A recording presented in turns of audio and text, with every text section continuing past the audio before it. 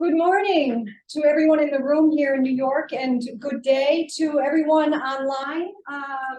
I'd like to welcome you. I am Jan Sutherland. I work for the German state of Bavaria, and I'd also like to introduce my colleague Thomas Ammel from the Bavarian Research Alliance. Thank you all for coming. We're very excited to be here today as part of the 78th United Nations General Assembly and the 9th Annual Science Summit.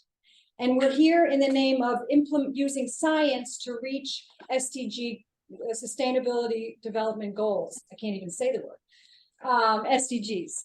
I'd like to say how proud I am that we've got, even in this room, I just met some of you, we've got Finland, Argentina, Chile, Kenya, Ghana, Germany, and the USA represented. I'm sure there are others that I didn't speak with from other countries. I would like to perhaps introduce first my colleague. No, I want to actually introduce first Oliver. Oliver, we'd like to thank Oliver Molitor for hosting us here today at the Bavarian State Bank, Bayerische Landesbank. Oliver, would you like to say a few words? Yeah, Jen, thank you very much for your kind words, and very warm welcome to you, to everybody in the room, but also everyone joining us remotely. I'm very proud to have you all here. It's always a pleasure and an honor to host these events, not just because because the close cooperation and association via Bavarian industry and of course government, but also because Bayern LB, you may know this, has a strategy of financing progress. In Germany, we call ourselves Fortschrittsfinanzierer. So what better topic could there be than research and innovation projects? So very glad to have you here, to be connected with this event today, and I wish you a very, very successful conference today. Thank you very much, Oliver. Oh, we have something out of Santa's bag. Yeah, we have something here from Germany. Oliver, you made it possible for hosting us here in this wonderful cheap place in New York. It's impossible for doing such an on-site event without your help, and therefore we brought you here a little gift for thank you, and also a little gift from Oktoberfest, which is taking place today. That's wonderful. Thank you. Perfect. Thank you so much. Thank you. Thanks, Oliver.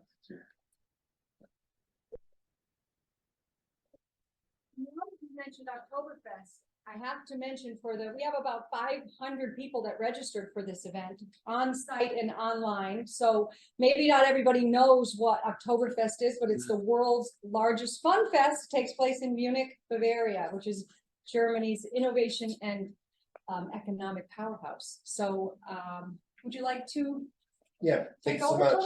Thank you so much, Jan. Thank you, and welcome to everyone here in this room, but also virtually connected to this event. We have more than 500 registered attendees. This is a big success, and we are really proud for offering you an event on the role of European research funding for SDG implementation. We will focus in this event, let's say, on green topics. We are talking about climate change adaptation, energy efficiency, soil remediation, and food systems. We are also talking about hunger. And mentioning this, we are so proud for having, as a structure of this event, a theoretical approach. We have a keynote speaker with Dr. Florent Bernard, science counselor of the EU delegation to the United States, based in Washington, DC. So we are so happy and proud for having you here. We are getting also insights with regard to rules for participation in European projects, also with a few of non-European international partners, how to connect them. Jackson Howard from EURAXESS is also here. Great for having you here. And afterwards, we will get an insight on running projects. Means we are not only talking about theory or how should we do this, we are talking about reality.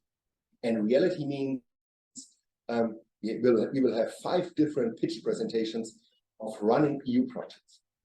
And afterwards, we will have a panel discussion with distinguished speakers, experts in not only projects, but also with an institutional background, and they know quite well how to tackle SDG implementation, what are the challenges, and how to overcome these challenges. And this we are not doing only as a European club. Horizon Europe, as the worldwide biggest funding program for research and innovation, is not only a funding program for Europeans. This is open for all over the world. And therefore, we will also talk about the cooperation between the Global South and the Global North, how to integrate those partners, how to tackle and to overcome certain challenges. Yeah, I would like to start. Before I'm starting, for sure, I have also a gift for my co-convener. Jen, you did a wonderful job. I was inviting her in Landshut, where she was in a meeting of Bavarian representatives. It was a few months ago, and I was offering the workshop as a small workshop, 25 people, 30 like this. Now we have more than 500 registered ones. And it was a lot of effort you brought in. Also, a gingerbread heart for you for the Oktoberfest.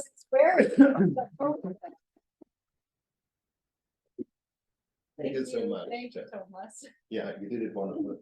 Thank you so much. much. Good.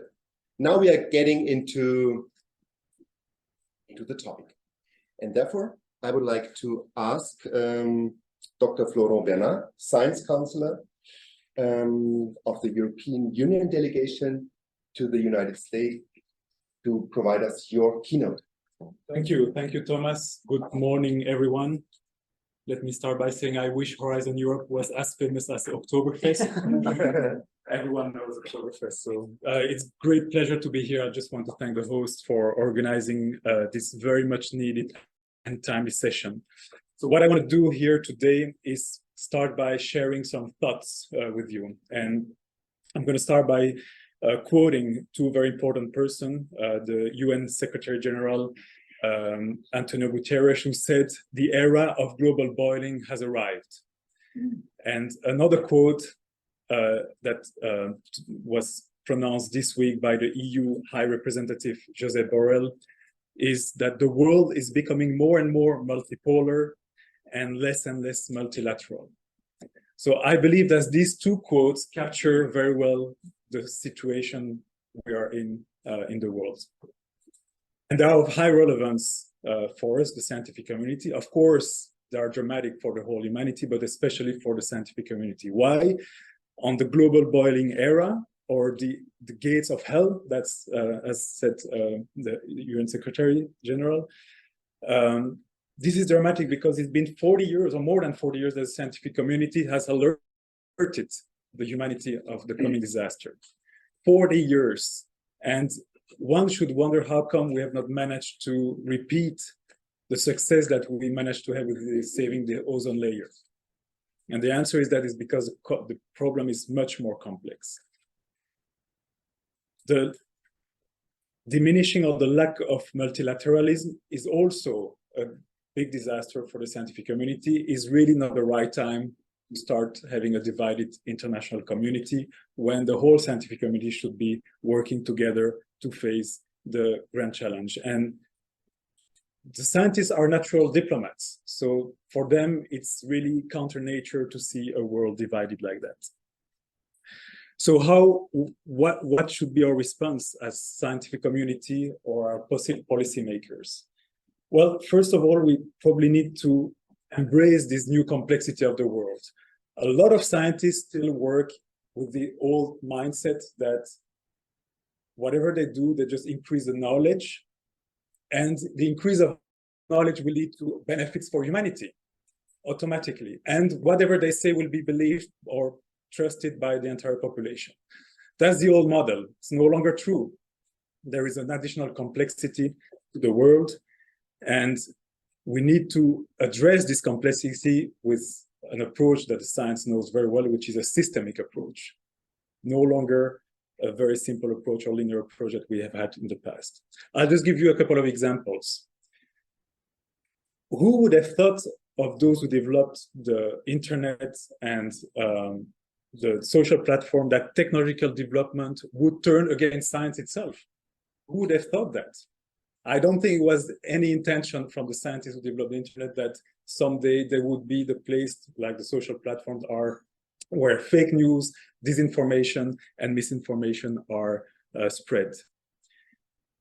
And I really very much like the way the Nobel Prize Summit addressed this problem earlier this year in DC. That was a very good example of a systemic approach. They brought together a bunch of Nobel Prize laureates and also other part of society who are dealing with these fake news to address this problem in a systemic way, explaining, unraveling the process behind this problem.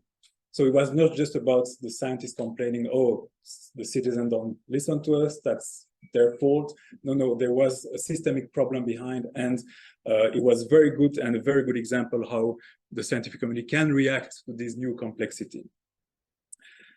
Another example, have you realized that today we are asking the scientists to actually solve problems we have created ourselves? Think of the pandemics, the COVID pandemics is due to deforestation and loss of biodiversity. Not talking about clean tech, it's because of carbon emissions. Overexploitation, plastic pollution. This is all problems we have created ourselves. And interestingly and sadly, this is the topic of a lot of research today, and we are spending a lot of time and money on solving problems that we are the origin. So this shouldn't make us reflect that we should probably anticipate a bit better what we are aiming at. When we are making a discovery, shouldn't we anticipate what will be the impact on the planet? When we develop a technology, shouldn't we reflect a bit more of how it's going to be deployed? One innovator could come up with a great innovation that will solve fossil emission. But what if this technology requires a composite that is only found on the seabed, that will require deep sea mining and destroying all the ecosystem, or that will require the exploitation of population at risk? Shouldn't we reflect first before we start performing research or developing a new technology about the systemic angle also? And I'm not just talking about anticipation, but why not embed from the start sustainability and inclusiveness in any type of new technology we develop? That's the systemic approach I'm talking about. AI, of course, is one of the big examples at risk now, and I'm really proud to say that the President of the European Commission, Ursula von der Leyen, in her State of the European Union speech a few weeks ago, and proposed the creation of an international body like the IPCC for climate, but for AI, to anticipate the risk of that AI could pose for humanity. And I think that is very good news. Finally, another thought I want to share with you is the model of innovation. Today, we may say that the model of innovation is is developed with one or two locations in the world and then spread all over the world. But is this really the way innovation should be developed? Aren't local communities in Africa, in Latin America, in Southeast Asia, in Europe, in the rest of the world, the one that knows better what kind of innovation they need to solve their own problems? So isn't the solution to empower, train, share knowledge across the globe so that the local grassroots innovators can tackle those issues? And this is exactly actually what the EU is doing with this new European Union, African Union innovation agenda that we launch in July. We're aiming at not providing solutions, but empowering and sharing the knowledge of local communities so that they can come up with this type of solution.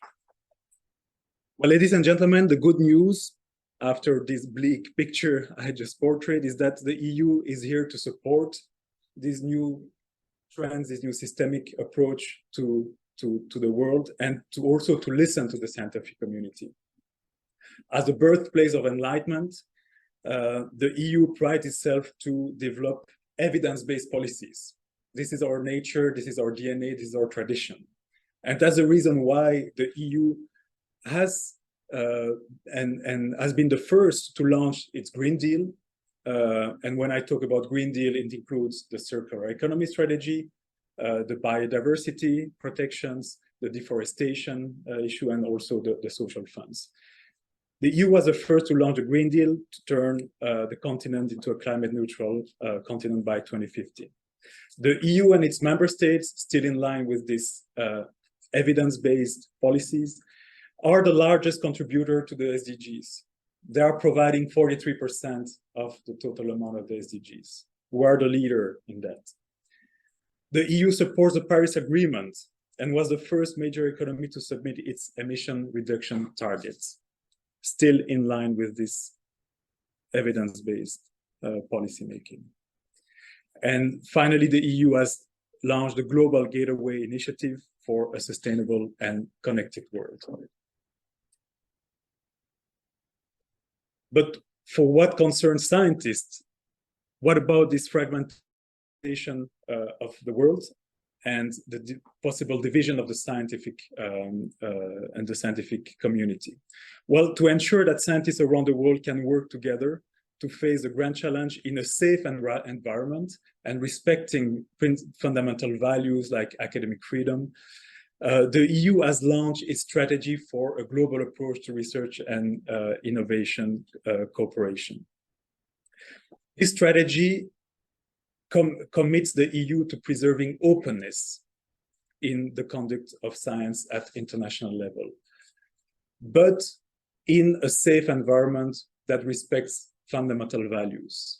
We are going to cooperate in a reciprocal manner, making sure that our scientists are doing so and being protected in terms of academic freedom, ethical values, and also, if needed, our innovators for IPR protection.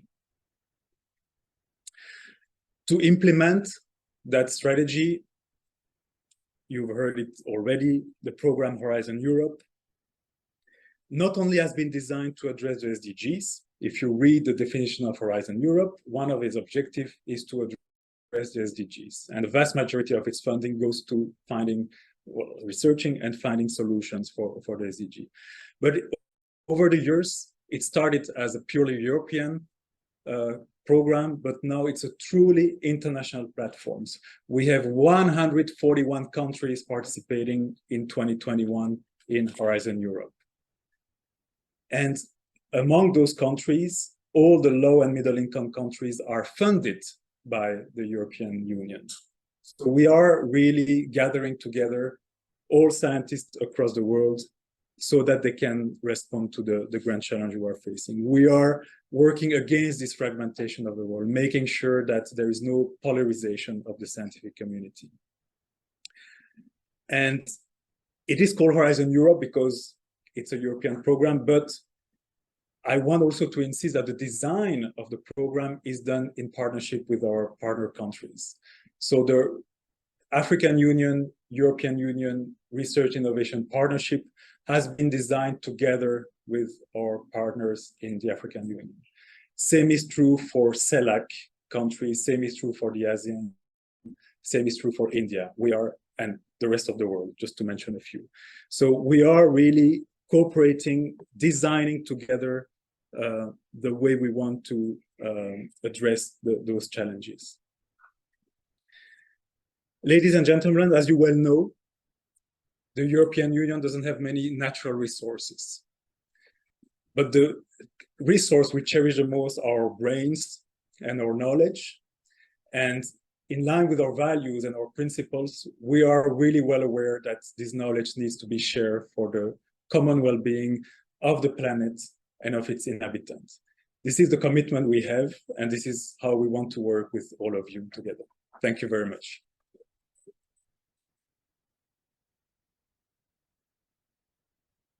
Thank you so much, Dr. Bernard, for this inspiring keynote.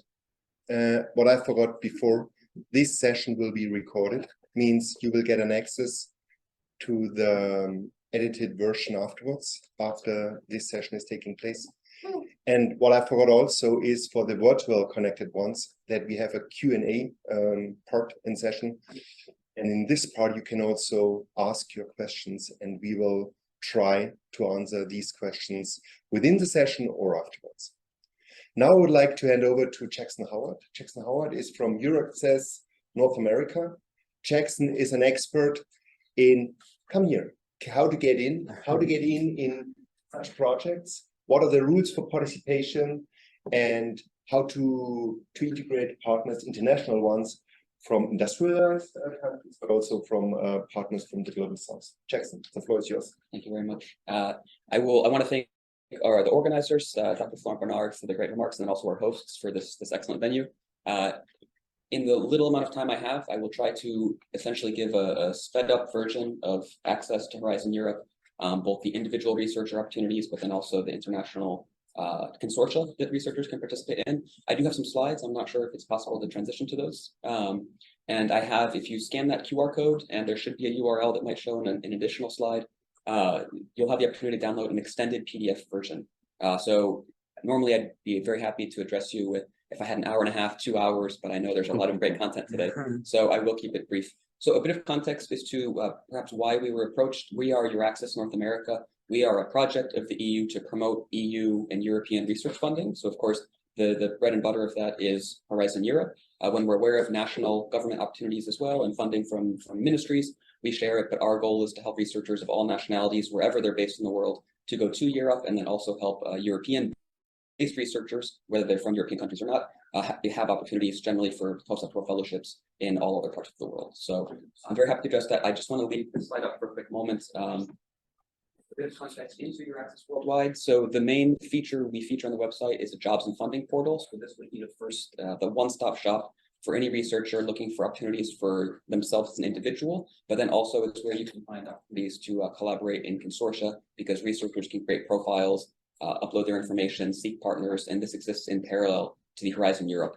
platform. So we have career development, information, and assistance. Although I and my colleague, Dr. Garrett Karajan, we are based in Washington, D.C., covering all of the United States and Canada. We have colleagues in most other continents of the world. But within Europe, every single country has dozens of EURAXESS staff who work in service centers. It's over 600 throughout Europe. Basically, what I mean by this is if you have a regional area of interest or a functional area of interest, thematic interest, these European-based experts will help you. So I'm very happy to serve along with my colleague as perhaps your primary point of contact in North America. But that said, half the time I will be getting you connected to experts by email or video calls with our European colleagues. So you can also see here, if you or your colleagues or representatives are based in any of these other regions listed at the very bottom, they can exist as your points of contact as well, but don't hesitate. Our email address will be shown on the last slide, and we want to help you. So for all things US and Canada and world related, start with us. We'll get you in touch with the right people. So I'll go to the next slide briefly. Just for a bit of context as well, when I mention Europe, I want to clarify that I'm not only talking about the 27 EU member states, but then also countries that negotiate bilaterally with the European Commission to gain access to Horizon Europe or the EU's Research Innovation Framework programs. So what you see here is a list of 43 countries. Switzerland maintains a national portal because they were previously associated into the last framework program. So you can obviously connect with Swiss experts, but they're not part of this current program. Everyone else you see, including the UK, as of January 1st, 2024, due to about 1 week ago, both parties came out with an announcement that they've reached an agreement for the UK to re-enter the EU's Research Innovation Program. So basically, I don't want anyone to think that we're only limited to EU countries in terms of your partners. You have all of Europe, all of Europe's doors are open to you. So I can go to the next slide. And I think Florent laid out very clearly how vast and immense Horizon Europe is. This visual is always helpful to help it stick a little more clearly. With EURAXESS, we generally promote the first two pillars. So I just want to make clear as an initial bit of orientation. Pillar one you can think of is bottom-up funding, typically for individual researchers. However, there are also funding and mobility mechanisms for administrative staff. But that said, you have the ERC grants, and the Marie Skłodowska-Curie actions. The most popular ones are starting grants. However, they have advanced grants if you're further along in your career. So I would say if you are a professor, teacher, researcher of any nationality, any stage of your research career, and you want to move within Europe or go from a third country to Europe, these are opportunities you can apply to.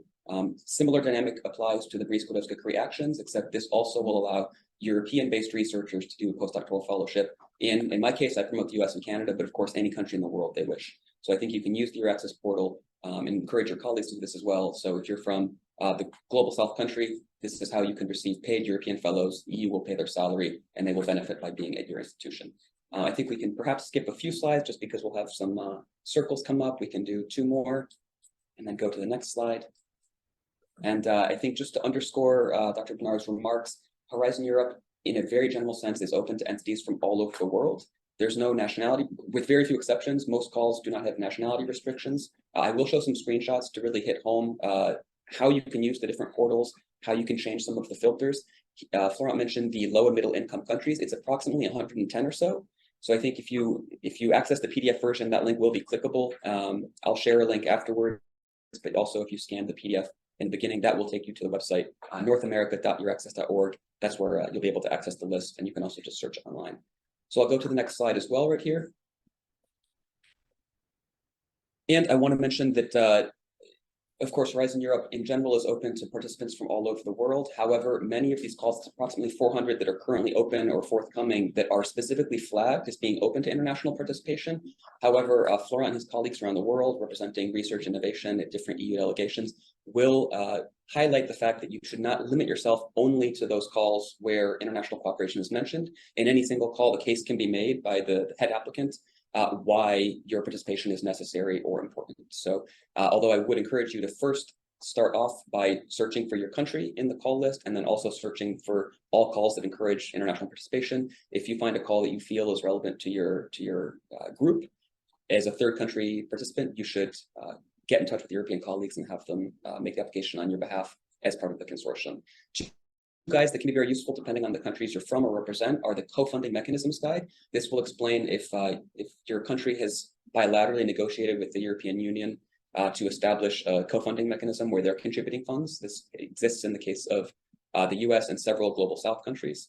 And then also there's a very pithy, comprehensive 3 or 4 page guide how and why to participate in Horizon Europe. If you want basically a print version of the presentation I'm giving, I think that's your starting point. So this link will be clickable, both those links will be clickable in the PDF version. So I'll advance here as well. And I wanted to just leave a few screenshots to help visualize what the aspects of the websites are that I'm discussing. Each cluster of Pillar 2 is the top-down open calls that are defined by the EU, hundreds of them generally open at any given time. Each one has its own work program. This is a legal document PDF. You can see in the case of Cluster 5, Climate, Energy, and Mobility, it's over 500 pages. You can also go on what's called the Funding and Tender Opportunities Portal. This is the full name of the EU website for finding these calls. It's also called SEDIA. I just give this information because sometimes you'll see other people's presentations where they refer to the technical acronym. I call it the FTOP, but basically that's the link at the bottom. It's a bit long, but once you get there, you can simply click Horizon Europe. It will show you all the open calls. I think you have to hit the yellow button with no search term, and it will just pull up a full list.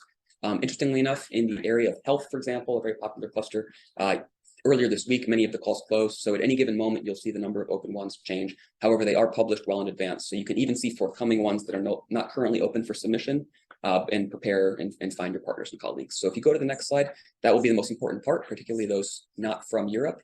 We'll do a few slides because I think the highlights will come here. There we go.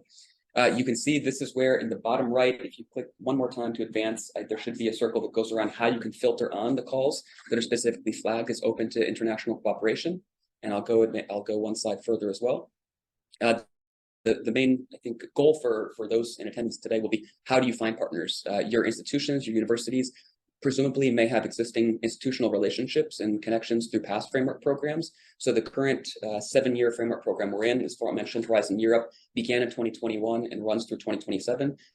The previous one was called Horizon 2020. You can search on Cordis, which is another EU website for finding information on funding, to find past beneficiaries, grantees, fellows, and find out if your institution may have had some sort of relationship and therefore leverage these researchers to help plug you into the network further.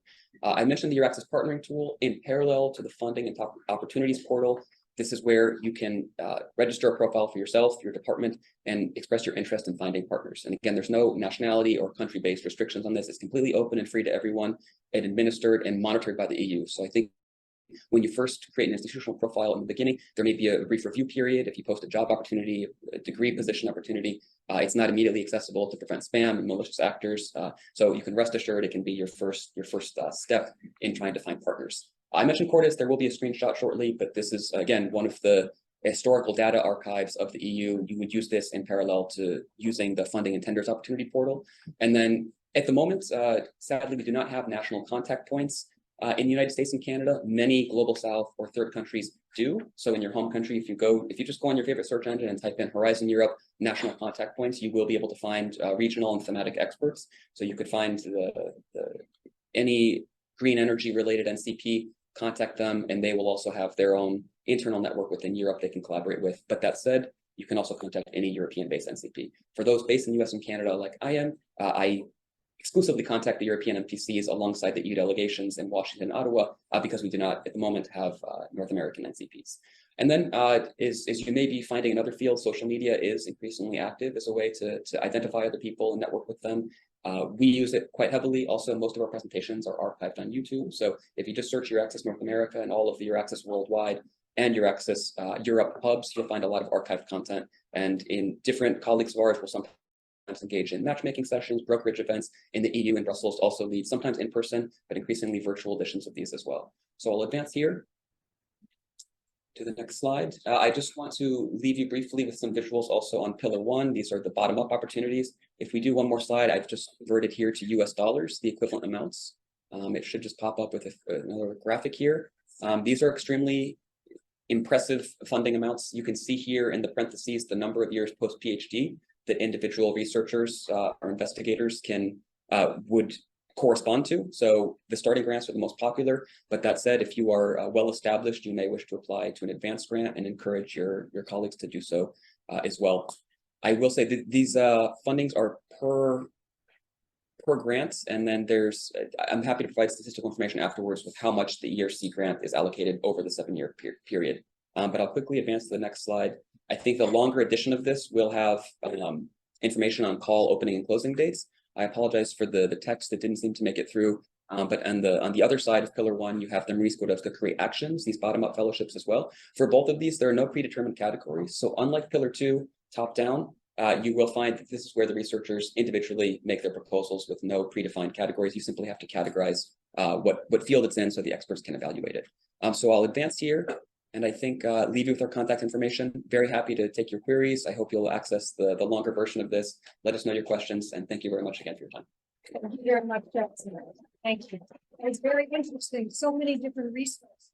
It's unbelievable. I'd like to welcome back Thomas Amel from the Bavarian Research Alliance. Thank you so much, Jen. Now, we've got a lot of input from Florent Bernard and also Jackson Howard, how to get in a lot of support mechanisms, also Jackson presented. Now I would like to present you also an additional one coming from a, I would say, regional perspective, and presenting you certain green calls, certain challenges you have to face probably, and also a specific support mechanism we are offering for international cooperation with regard to the access of European funding acquisition. Next slide, please. We've learned a lot of gingerbread from Oktoberfest today already. I'm based in Munich. Our company is based in Munich. We are a private company with a certain public funding background. Means the Bavarian Research Alliance has academic shareholders, is based in the region of Bavaria in the southeast of Germany. And our academic shareholders are all our universities and universities of applied sciences. This is super important for us for having an open door to those institutions. And we get funding for doing our job via the ministry, the State Ministry of Science and the Arts in Bavaria, and also the Bavarian State Chancellery for certain aspects for international cooperation. We established a company 16 years ago with different thematic units. And this was crucial for us for also having a clear focus on what scientists are talking about, also innovators, small and medium-sized enterprises, and for understanding in a better way what are the topics, finding out the right work programs, and really providing help in the topics where they are experts on. Below you can see different thematic units we established so far, and in the last row also an insight on so-called scientific coordination offices we are running from Bavaria with partners in Canada, but also with Israel and also with the African continent. We're part of the so-called Bavarian Research and Innovation Agency, and for you, probably it's also helpful. In this agency, more than 300 persons are working together in different fields of funding acquisition, patents, IP security, what Florent mentioned also before. And this Bavarian Research and Innovation Agency is really helping, quite helpful for you for finding the right answer with regard to the challenge you're facing. Next slide.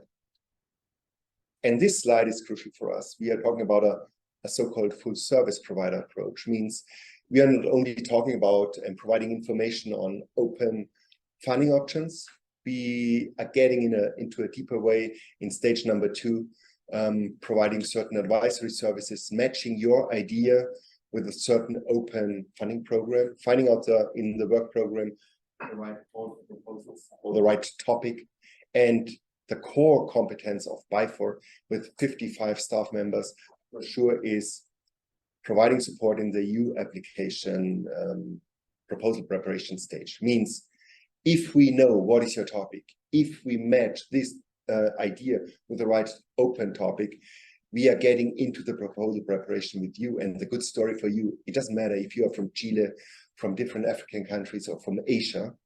This is free of charge for you. It's almost impossible, unbelievable. It's free of charge for you if you are accepting an institution from Bavaria. And this is a good story, I would say.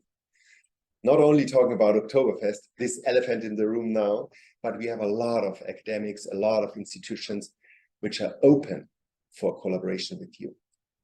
And as an average, we are providing support to run about 200 proposals per year. Means a lot of experience in how to do and how not to do, in failures, in success, is within BIFOR. And this is a key experience, I would say. In the project implementation, if a proposal submitted and getting a feedback from the evaluator is positive, evaluated, we can also provide support during the grant preparation and consortium agreement preparation for the contract with the European Commission. And if a project is coordinated in Bavaria, we can also do a job as a beneficiary mostly for project administrative issues, but also dissemination and communication aspects. Next slide, please. Yeah, what Florent and also Jackson mentioned also already before, we in Europe, we are running a Green Deal, a European Green Deal, and this Green Deal offers a lot of possibilities for different sectors. We are talking about here, about green topics, about agriculture, for example, about biodiversity, about ecosystems, etc. And what you can see here on the right-hand side, mobilizing research and fostering innovation is also a tool for bringing the strategy into action. Means European Framework Program for Research and Innovation is a tool within the different topics, within the different call for proposals for bringing the strategy, the European Green Deal to life. And next click or 2 clicks. What you can see here, I would like to highlight cluster 5 and cluster 6. We are talking about the green topics in this workshop, about climate, energy, mobility, and food bioeconomy, natural resources, agriculture, and environment. Next slide. What is clear that the areas of intervention in cluster 5 are of high relevance for making also a contribution towards certain SDGs. On the right-hand side, you have the different SDGs, which should be not only mentioned, where you within your research innovation project should make a contribution to the development, to the achievement of certain goals within those SDGs. On the left-hand side, you have the different areas of intervention. What you can see here, climate science is for sure of high relevance, but also energy efficiency, decarbonizing the energy system, communities and cities. We are here in Manhattan, and I'm wondering during the last days how you are overcoming the challenges you are facing with your building sector, with the emissions you are producing.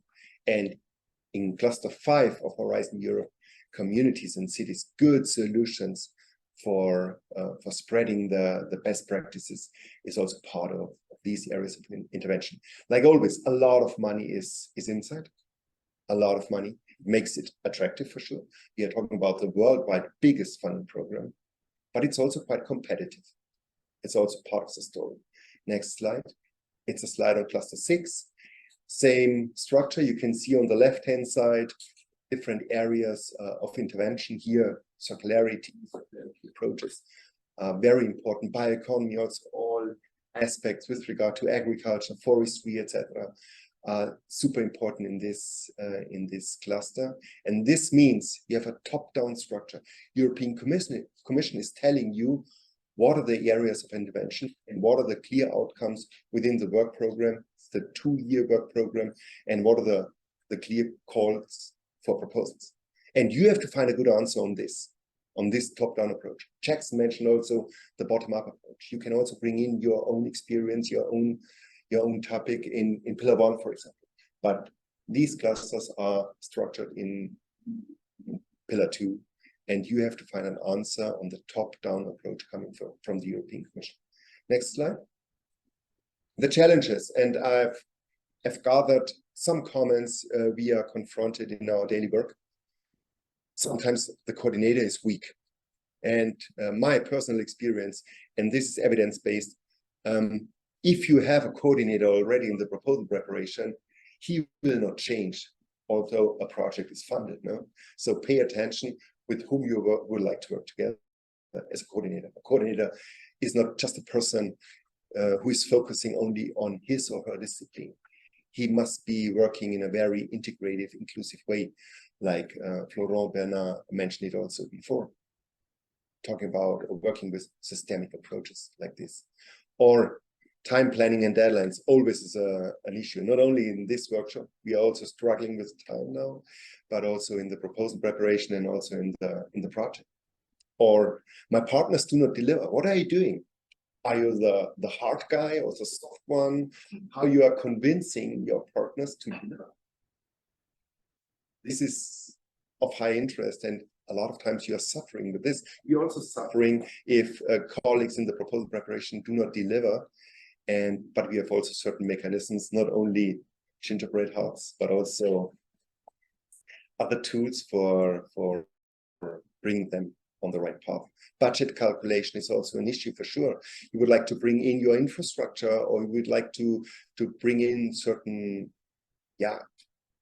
direct costs for let's say for different tools, and sometimes this is not eligible. So you have to pay attention that a proposal is really developed in a right way, and all administrative issues are also respected in a good way. Intellectual property rights, for sure. If you're working together between academia and industry, probably you're entering different worlds. Not for being too superficial, but academics, for sure, their currency is writing papers, good papers, spreading the word, integrating partners or spreading the word for being a good scientist, no? And innovators would like to sell products, to pay attention on their intellectual property rights. And in a consortium agreement, for sure, IPRs are super high ranked, and this is not an issue for not getting into such a project, for being afraid of your IPs. This is clarified, and European Commission is doing this in a very, very, very good way. Help me, my project is funded. This is also one of those comments. You are writing a proposal and you're not so convinced of this, and suddenly you get the positive outcome. What are you doing? Did you inform your institution? Did you inform your CEO? Did you inform your boss that you were involved or not? And what does it mean for planning and for hiring staff, etc.? Next slide, please. Here are my contact details. We have also a Twitter or X channel within my unit, _UEB. UEB is for Umwelt, Energie and Bioeconomy, the unit where I'm from. We have also a company channel in LinkedIn, etc. Thank you so much for listening. And now we are getting into the very, very interesting part. Until now, it was a certain wish, a certain theory, or it might be possible, or it is quite competitive. And now we are entering a phase of running EU projects. Those guys who overcame this, who were successful, who are running projects. And what I've mentioned before in the beginning, we are not talking only about the global north, but also about the global south. And we have contributions from Latin America, from Africa, and also from Asia, from Europe, and from Canada. So I would say it's quite diverse. We have 5 minutes for each pitch presentation, and we are starting with Emmanuel Benjamin from Lagos, Nigeria. I don't know, Ben, can you hear me now? He's part of the coordination team of the so-called In Cities Food Project. Next slide, please. And he is connected directly from Lagos. Here you can see all pitch presenters in the underline, the different logos of the running EU projects. And I would like to start with Ben. Next slide. Ben, can you hear me? Probably not. He told us before he has an issue with the internet connection. It's heavy raining in Nigeria at the moment in Lagos. And we have a backup solution with Professor Gertrud Buchenrieder from the University of the Bundeswehr in Munich. Gertrud, I hope you can hear me. Yeah, perfect. Go. Can you hear us, Ben?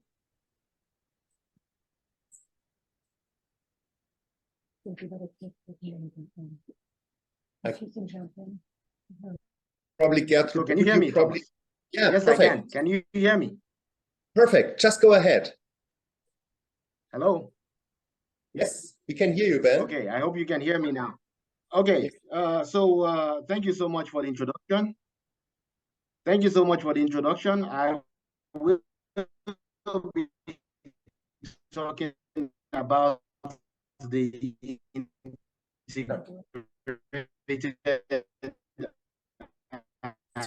Sorry, Ben. Technology for sustainable city region food systems in Africa, In Cities Food for short. And I am also here with Professor Dr. Gertrud Buchenrieder. So next slide, please.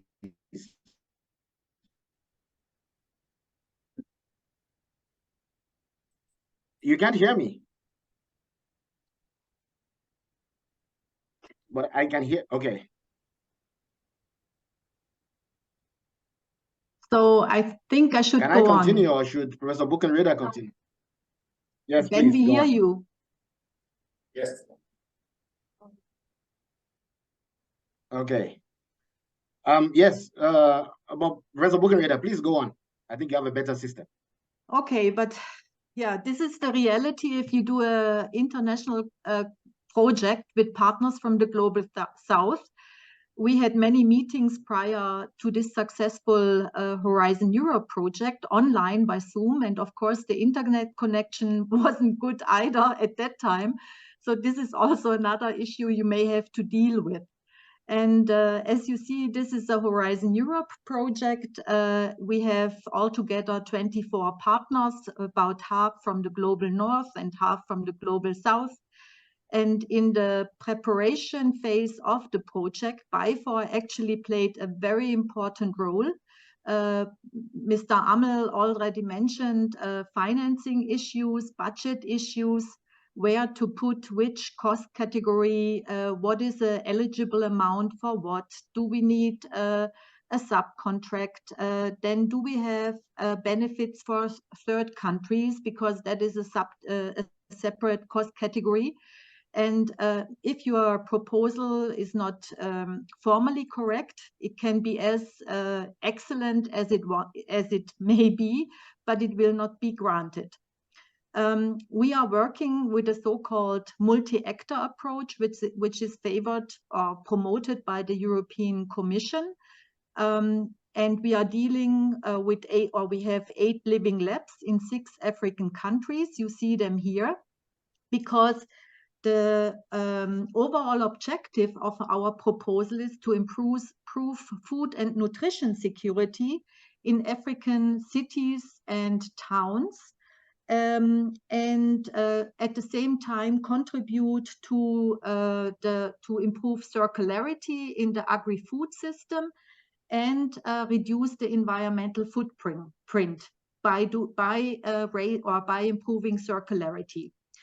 It's a 4-year project because we develop, as I said, circular agri-food technologies, among them hydroponics, aquaponics, insect farming, vermiculture, and others. We did a food system analysis in these cities, 8 cities where we work, and to determine or detect other innovative circular food agri-technologies to be included in the Living Lab. And one very important aspect is the so-called open call. You see, we got about 6 million for 4 years and 24 partners, so it's not so much actually per partner. And 1 million of these 6 millions we devoted for the so-called Cascade Fund, with which we will finance innovative sub-project applications promoting circular agri-food technologies in these African countries, but also beyond. Next slide, please. I mentioned already the multi-actor approach, and we are living the multi-actor approach with the Living Labs, where we develop together with stakeholders from the different cities circular agri-food technologies. The stakeholders will test these technologies that they have developed with our lab staff, so we get feedback. We will build capacity in the Living Labs, but also among potential entrepreneurs, farmers, be it technological capacity building, but also in terms of business models. The usability tests among them will be fed back into the Living Labs. And as you see, our aim is to develop minimum viable products, which are suitable for the market. And at the end, the Cascade Fund comes in to actually test and demonstrate whether these agri-food technologies have the expected impact outcome of the project. Next slide, please.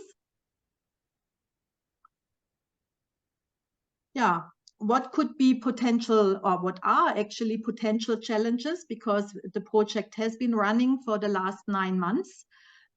We have had focus group discussions with policymakers related to the food systems in Africa. In the countries where we work, they are not always so fond or motivated to work with researchers, but we found that focus group discussions, being a bit persistent, being inviting, open, helps. Then, of course, if we develop circular technology, energy is an issue. Electricity is not stable even in African cities, and therefore we may need photovoltaic gadgets, you could say, or the photovoltaic tools. But the ones that we get in our African cities are often not of the quality that we would like to have. So sometimes it's not so easy, but the outspoken objective of our project is to work with local material and also recycle local material if possible. And work also with the local know-how. Then I said we use the multi-actor approach, working with local stakeholders, innovation actors who help us develop the right tools. And the turnout may sometimes not be so high, especially since we target also women and young adults as potential entrepreneurs. We have developed we have an inclusivity team in our consortium, and they have developed a strategy to welcome all stakeholders surrounding the Living Lab, regardless of their orientation, religion, gender, or whatever. So we are really open to everybody. Next slide, please. Yeah, and that's it already. So you see also we have a very, apart from BIFOR, who supports us as a management office, we have also a very good dissemination and communication partner, and we are on all social platforms. So please visit us, follow us, and learn more about our project. Thank you.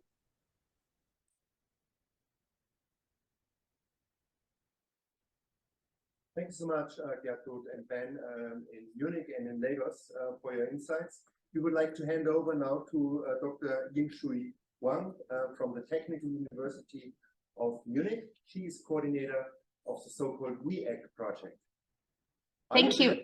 Yes, Thomas. Thank you very much, Thomas, for the nice introduction.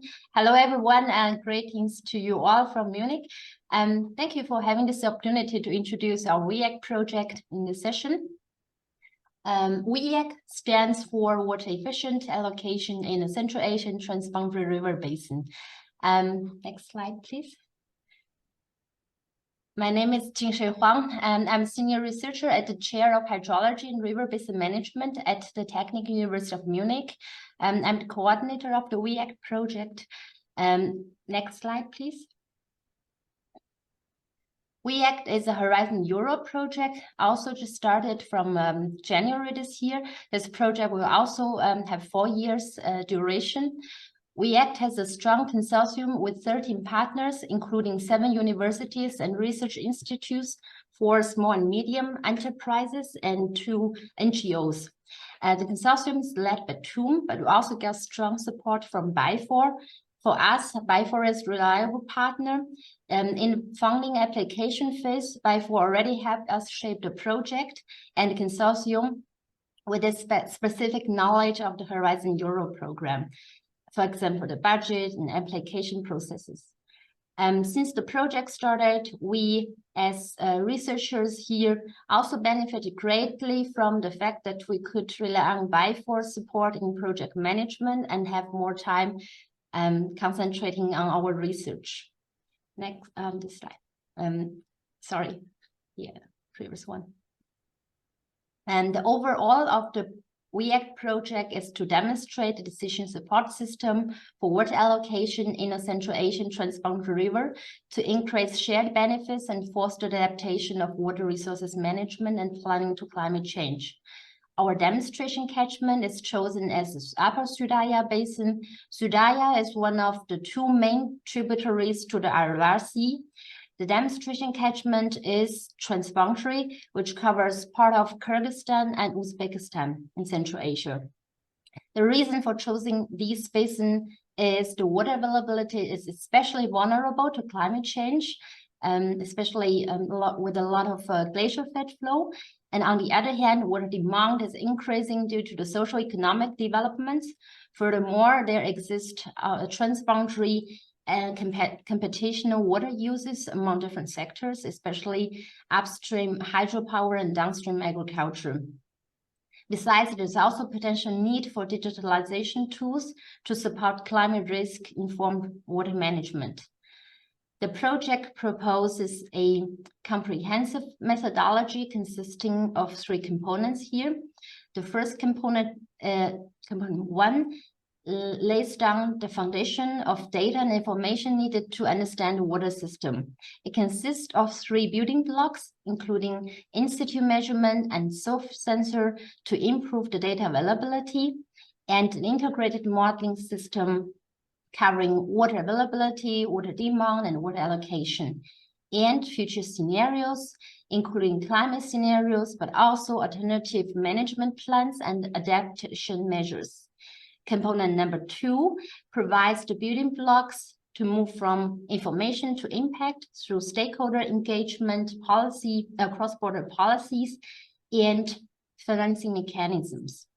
Component number 3 contains the building blocks for the technical realization of the data warehouse and model engine as a one-stop shop for the data needed to build the digital skeleton of the decision support system. Next slide, please. Thank you. The WEAC project is expected to contribute to the implementation of several SDGs related to water and climate change, including SDG 6, SDG 13, and SDG 17. First, the project will contribute to achieving SDG 6 by promoting more efficient and equitable allocation of water resources in a transboundary river, which will improve water availability for populations in the catchment area. Furthermore, the project focus on stakeholder engagement and inclusive water allocation planning will contribute to the SDG 6 targets on participatory water governance.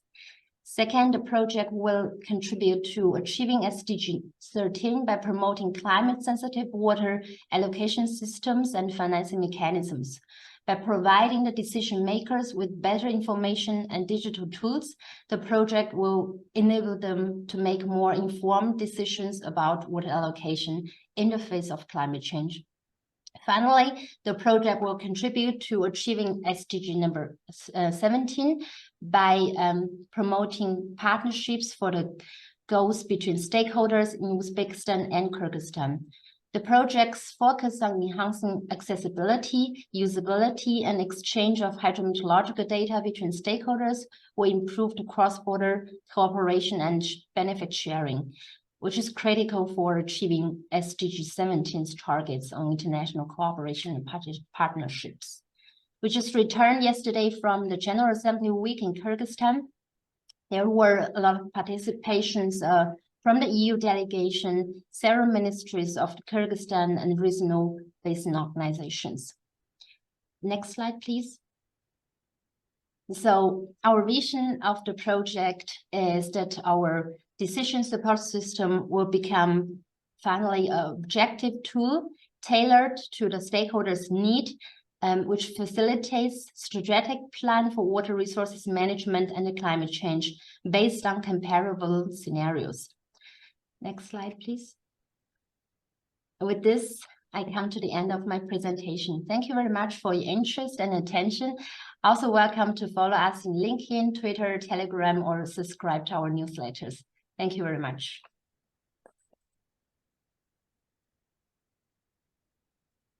Thank you so much, Jingshui, for your presentation. Now I would like to hand over to Jonathan Young from Argentina. Bienvenidos a Nueva York, Brian. It's perfect for having you here. Brian is in this room and he will provide his speech on, or pitch presentation on the Free to Climate project. Thank you, Brian. Wow. Good morning. My name is Brian Young from the National Institute of Agricultural Technology, INTA, from Argentina. I'm going to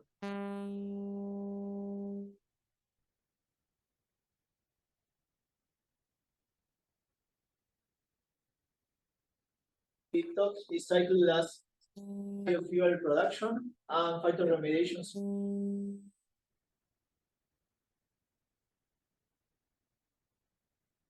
For me to stay here and represent my institution and my country. So I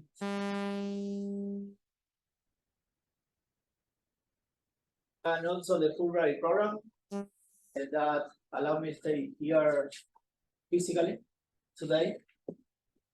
So next slide, please. First, I'm going to give a short introduction. Phytoclimate is a multidisciplinary and intersectoral project with 17 partners from 8 different countries. Partners from Bavarian, Germany, and from Argentina as INTA, my institution.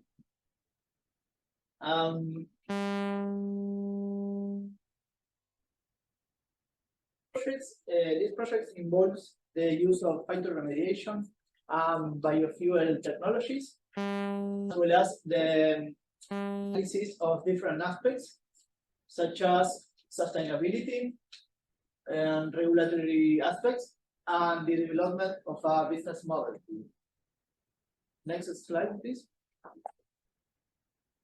We are using plants to phytoremediate 5 different sites, contaminated sites around the world. Serbia, Lithuania,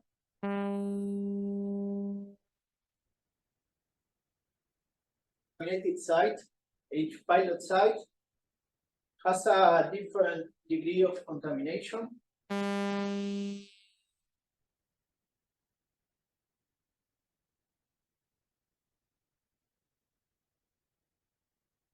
We're using phytoremediation as a to improve the soil quality and reduce the concentration of pollutants like hydrocarbons or also metals and metalloids. With the biomass harvested, we convert them to pellets, and they are used to use biofuel and recover metals. This is carried out in Germany. The ultimate aim of this project is to obtain remediated lands and a circularity framework.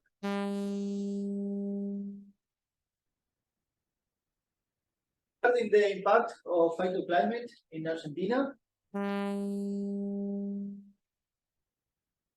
the institution of the Argentinian pilot site located in San Juan province in yellow there. It is located in the western part of the country. There, the main activity is mining. We are remediating waste in La Planta town, where there is an abandoned gold mine. Now, there is a human community composed by 43 families who participate in the remediation, and also we discuss different aspects related with the tasks. We discussed also the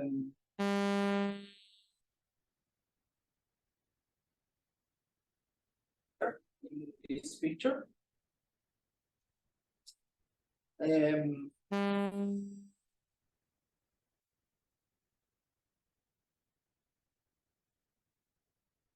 Did amendments as compost and dolomite, installed an irrigation system, planted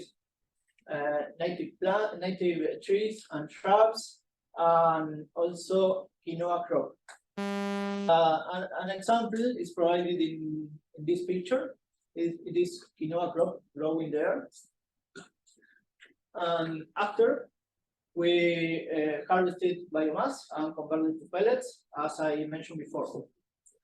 Next one, please. Phytoclimate project is making different contributions to the development. For example, there you can see the goal number 3. A good environmental health status improves human health and well-being.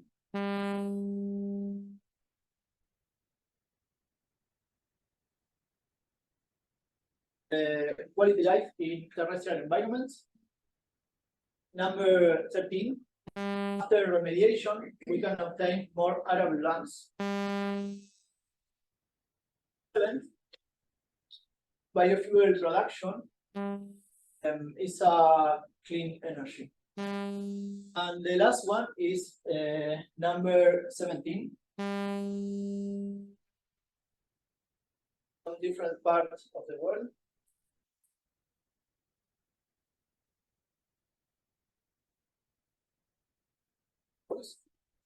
And I believe that this is the only way to obtain it, yeah, to reach it. The last one, please. Well, for more details, you can visit our webpage. Or contact to the Marcus Ordner or me. And on behalf of the entire INTA research group and the Phytoclimate project, thank you for listening.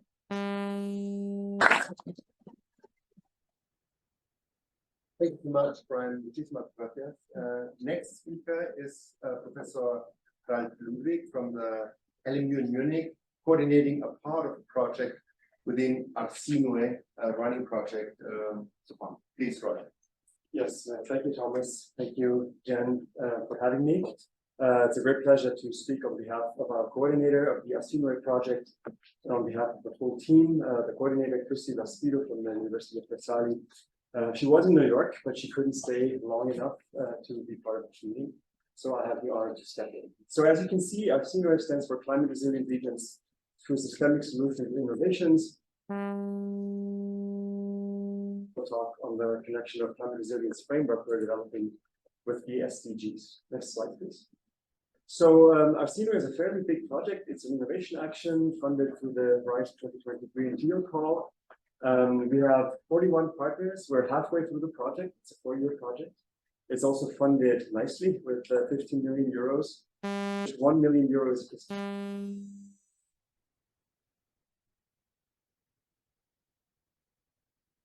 Let's enter our project and make a substantial contribution to innovation within the context of the case study. As I mentioned, Christy Laspido is our coordinator. We have 9 case studies involving 12 countries and 41 partners from 15 countries altogether.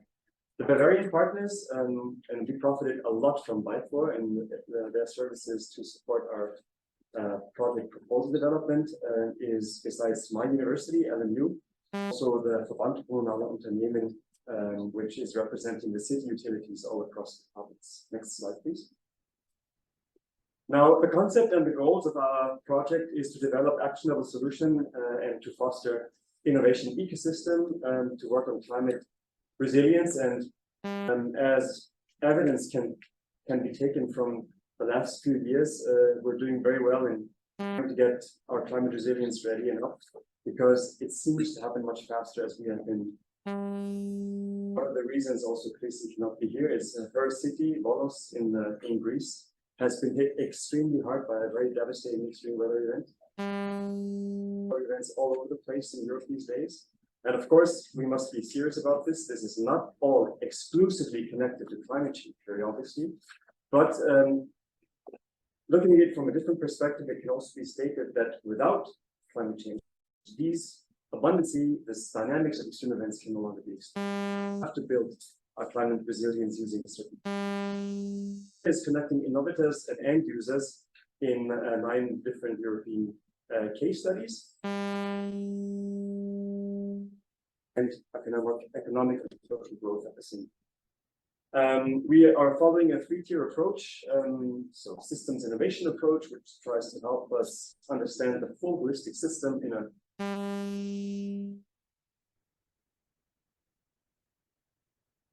understand how climate resilience needs to be built. And then we have a climate innovation window, and these two together will provide innovation that are elaborated in very close collaboration with stakeholders and end users in the case studies.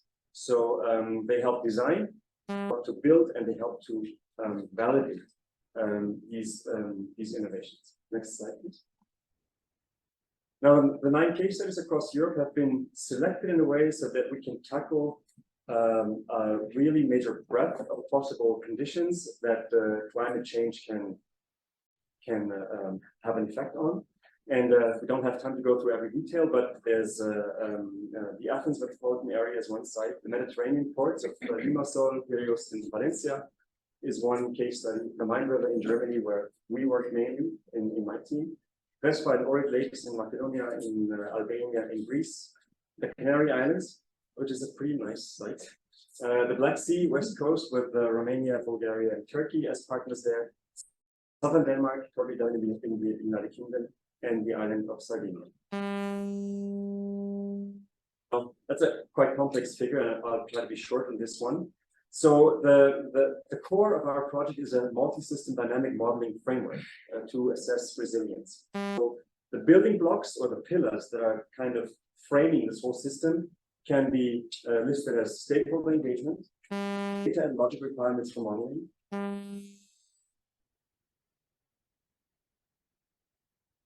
of different modeling schemes, final projections in between, let's say conventional engineering-based, process-based or data-driven models, and a systems innovation approach, system dynamics modeling approach that builds the whole environment for this procedure. If you can click once more, please. The one part I would like to highlight very briefly, because it connects directly to the SDGs, is our knowledge graph and data and implementation mechanisms. So if you move to the next slide.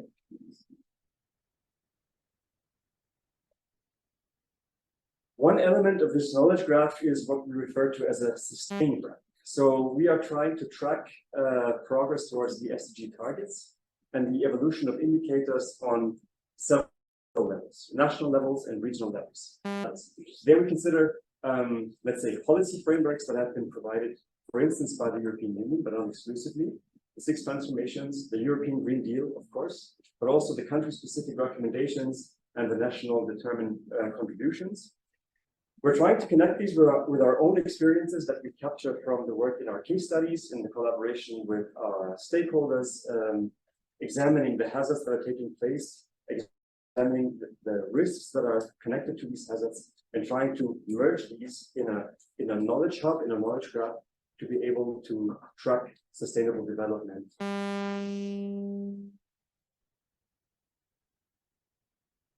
This is my last slide. So in terms of the mapping the European Green Deal strategies and in the keynote today, that this is one major building block here. We did the analysis of trying to connect the currently ongoing policy strategies of the European Union, especially when it comes to the Green Deal. We're also connected to the work in our project. The goal number 7, so the affordable and clean energy. The various strategies that we can find here, as you can see by the size of the bar to the right.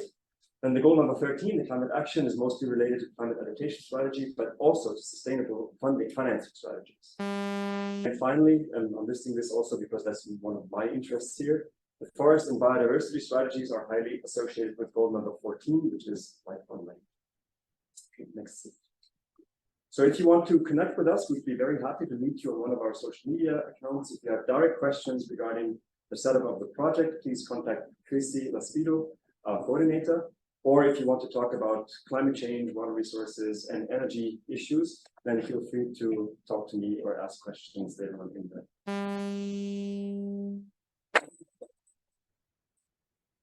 Thank you, Mark, for this comprehensive. We would like to hand over directly. I'd like to ask Jules Ferguson, professor at the University of Calgary, for getting in. Jules, can you hear us? Yes, I can. Can you hear me? Perfect. Wonderful. Thank you very much, and welcome from Canada. Excited to be here today. I'm here to talk about a carbon neutral LNG project that's funded through the European Union, the Horizon Europe projects. And this is led by Professor Jürgen Karl at the University of Erlangen-Nuremberg. And I'm going to talk about the Canadian component of that.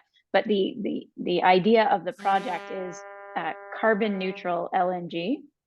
And this is looking at using biomass resources in other parts of the world and making use of European natural gas infrastructure. So the liquefied natural gas, being able to feed that into the European infrastructure for energy purposes. And so from the Canadian perspective, we're contributing to this project by assessing the system components of how we might do that for North America, what the options are, and what the potential impacts might be from these different options. So next slide. So the idea of converting biomass resources, and a lot of this project is innovation to actually improve the way that we could convert biomass resources around the world to liquefied natural gas. and make use of that existing infrastructure shows quite a bit of promise to be able to actually, move towards some of the SDG targets. But there are questions that still remain, and so research that's required. First of all, to understand the direct and indirect greenhouse gas emissions across the entire supply chain of producing and using this potential energy source, but also considerations about the broader SDG goals and trying to avoid reducing greenhouse gas emissions in our energy system while creating potentially new unintended consequences throughout that supply chain. And so that's the work that we're working on. If we go to the next slide. Our objective then is to actually improve the methods by which we account for those emissions across the supply chain, both the current LNG network, but also the potential future North American natural gas and bio-based sources for LNG for export to Europe. Next slide.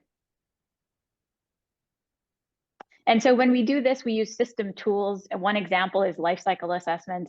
This is where we map out each stage of the life cycle, look at all of the material and energy inputs into the system, as well as any greenhouse gas emissions associated with each step in this process. So the natural gas pathway, the first one, are things that we actually do today, and we have a relatively good understanding of the consequences of these systems while still understanding more about fugitive emissions of methane and their impacts and things like that. What we're adding in this project is a more thorough understanding of how biomass might play a role in this supply chain.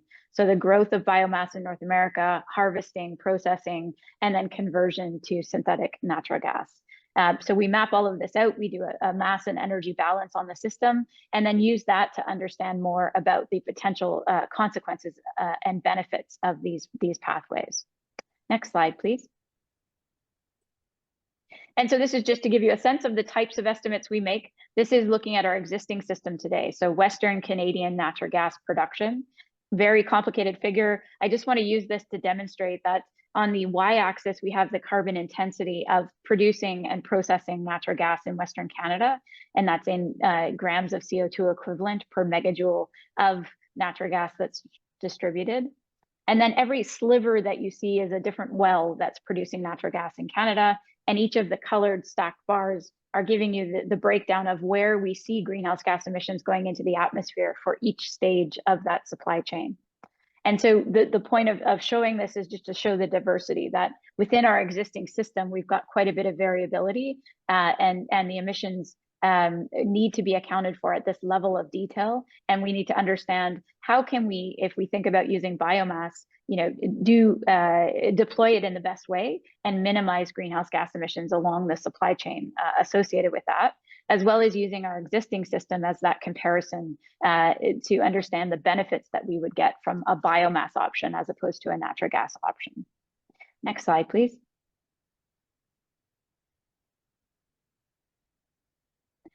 Right. So when we think about the SDGs, obviously our focus is on affordable and clean energy, SDG 7, as well as climate action 13.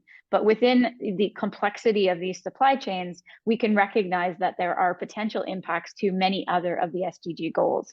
And so again, these systems tools really help us to understand the consequences across that entire supply chain, as well as trying to identify and avoid any potential unintended consequences. So effects on water, on land, on economic viability and decent work. So we can touch on many of these other SDG goals. We take that into account when we look at that broader system perspective. Next slide, please. So just with that, thank you very much. We have some contact information here and have really enjoyed the process of engaging in this project. We're just at the early stages, but look forward to getting in and looking at this in more detail and collaborating with our EU partners. Thank you.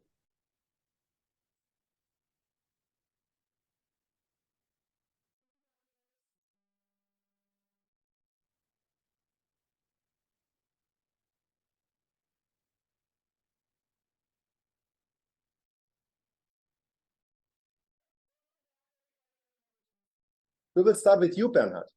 As I've told the audience, you are head of unit of the Innovation Accelerator unit. You are super involved in different projects. You're very experienced in dealing with incentives and funding mechanisms. Your main focus and your project portfolio has positively impacted over 37 millions of people worldwide in the last year. And therefore, I'm wondering if you could give us an insight what kind of role with your experience and with your background does innovation and technology play to make a contribution towards SDGs? Thank you. Thanks so much, Thomas, and hello, everybody. Like, as you're rightly pointing out, like my main job is essentially to, as head of innovation accelerator of the UN World Food Program, is to essentially support startups, nonprofit innovations, but also internal innovations that can help us make emergency response more effective, but also sustainably ending hunger. And at the same time, we're actually this year running a total of 15 different accelerator programs, which means like, so this is for different UN entities, governments, foundations across other sustainable development goals. And we are based in Munich in Germany, and like what we are working on is really how can we bring in innovation, technology, things that we're seeing in private sector already into like large scale UN organizations, into the causes, like so that they're also accessible to solve some of the world's biggest challenges. And like, at least where we are coming from, it is more a necessity, an obligation to also look into innovation and technology rather than just like a nice to have. And consider this right now, and I'll give you the example of the World Food Program. So there's up to 783 million hungry people on the planet right now. Last year, the World Food Program was reaching 160 million people in 120 countries and territories, but when you look at the difference between the number of hungry people and the people that we were able to reach, there's no question we need innovation, we need technology, we need collaboration and partnerships to really reach the next level. Like, and I think we're living at a time when, you know, thinking about sustainable development goals, we cannot be satisfied by the current status. We need more progress. And like, what's the way? In private sector, you would found a startup, you would invest in innovation. And essentially this logic that we know, like you're investing right now because you will have a benefit that's a lot bigger than just doing the same thing over and over again. I think that's the premise where we are coming from. And I think also really excited to be here with you to actually talk about this. Okay, thank you, Bernhard. And talking about those innovations or innovators like startups, for example, where do you see a possibility for scientists for getting in? We are here at the Science Summit in New York City, and we have 400 different sessions. And how you bridge the gap between startups, scientists, public authorities, and the relevant stakeholders for bringing an innovation to life? So I believe there's an element there where, you know, of course, World Food Program as an operational agency, like reaching people, like active in 120 countries, we have like there's a spectrum of innovation that's happening between like, you know, basic research, applied research, and like innovation in action, and then like really making it happen at scale. Now, and I think there's a role for all of that across the spectrum. And now, how do you bring these together? Now, I think for looking into academia research in particular is like, okay, there could be a transfer of the knowledge or the application of some of these technologies into startups. We've seen universities or also groups of researchers coming together, founding startups, open sourcing technology, or making it accessible so that others can actually replicate it, or kind of the spin-offs that you'll see from universities as well, where it's like, okay, you take a technology and you actually make it happen with private capital, or maybe through donations or through grants, like as we've seen from Horizon, from the European Commission. And I think this is where there's a lot of opportunities that I see from you know, the ingenious idea in like the really cutting edge technologies and making them apply it solving issues. Like I'll just give you some examples. Like right now we're working with the German Aerospace Center, so it's DLR, the kind of the German NASA, on a project where we use essentially the Mars and Moon rover technology to develop remote controlled vehicles for conflict zones. Now, this is not something that you would actually typically think about, like that this is an application, but even for emergency response, the use case is, assume you're driving into a minefield. How can we save the lives of people? Like, you know, we're literally using the same, and adapted technology from Mars or moon travel, essentially, for humanitarian purpose. And the same is for remote sensing, AI, a lot of other things. And just to spark that idea, like there is this essentially this handover of technology, like how we can work together. Perfect. Sounds really super. It's not good that you have a lot of conflicts worldwide. And so 1945, I've got the information in the SDG progress report. We are entering in a period of most conflicts worldwide now in this period. But you have an answer. You have an answer for overcoming this, not the conflicts, but probably making a contribution towards SDGs. And what are the most important SDGs for you? For sure, World Food Program is zero hunger, no? What I've learned also. Go ahead. No, go ahead, Bernhard. No, and like, I mean, the primary SDGs that the World Food Program is focusing on is SDG number 2, ending hunger, of course, but also SDG 17, which is partnerships. And I think this is an element, this is like, this is where a lot of us can actually like contribute towards. As World Food Program, we're also active in like, how can we share more? How can we partner more with other agencies, organizations, different, academia, research facilities, like, and I think that's an element. And of course, there's a lot of SDGs that are correlated with each other. When you look at poverty and hunger, when you look at primary healthcare and hunger, gender equality, climate action, like as you were saying, the number of hungry people actually, unfortunately, has gone up the last 6 years by over 200 million people. And the primary driver of that is conflict, climate change, and most recently it's poverty, but also rising fuel and food prices. Now, if you think about this is where it's clear, like, yes, we also need to tackle conflicts, and some of that will be for global diplomacy, putting pressure on people, putting pressure on governments to make sure that there is no more wars, there's no more civil wars, more displacements, but then also climate action, climate change. This is an area that I mean, it's, I'm sure, concerning for all of us, but it's also something that particularly, again, hits some of the most vulnerable people on the planet. Again, you might have been okay, but then, there's a drought and all of a sudden your livelihood is gone. And I think this is something that should concern us all. Perfect, Bernhard. Thank you so much. I can also invite everyone here, the World Food Program Innovation Accelerator. They are offering, I don't know how often, but I was in different occasions in your pitch events where you are awarding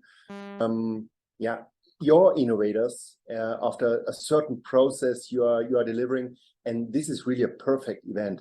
Probably also we can share this information on your pitching events in our Scat platform afterwards. It's really a nice place.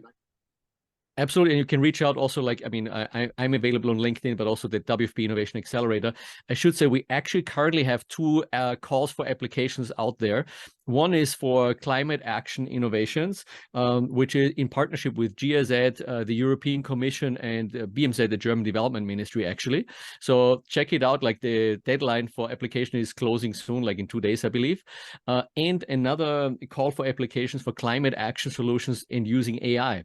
And this is where I can just say, like, I do think there needs to be a lot more support, like more funders, more programs. We are sharing as much knowledge as we can with others. So, like, if anybody is interested in that also, but also in partnering, but, then we should spread the word on all those opportunities that are out there for innovators that you can actually apply to. Perfect. Thank you so much, Bernhard. Thank you so much so far. I would like to hand over now to Janina. Janina, what we've learned, she is from the south of Chile in Latin America, Temuco, a region, and her institution is the Universidad de la Frontera in Temuco, quite far away from here, but also quite far away from Europe.